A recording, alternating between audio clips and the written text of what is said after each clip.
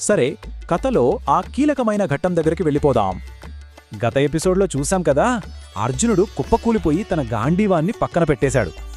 అలా దుఃఖంలో ఉన్న తన స్నేహితుడిని చూసి కృష్ణుడు ఇప్పుడు ఏం చెప్తాడు?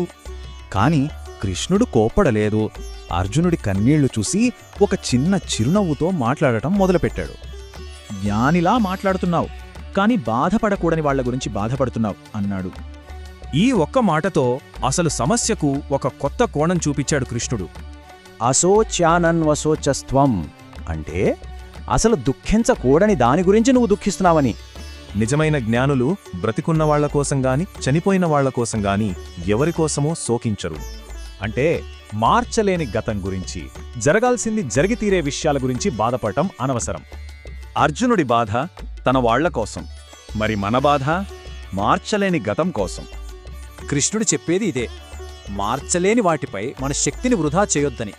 అయితే 2వ అధ్యాయంలో ఇది మొదటి ముత్యం మాత్రమే, ఇంకా చాలా ఉంది. మరింకెన్ని సత్యాలు బయటపడతాయో చూద్దాం. కథ ఇప్పుడే కదా మొదలైంది. ఫాలో అవ్వండి. జై శ్రీకృష్ణ.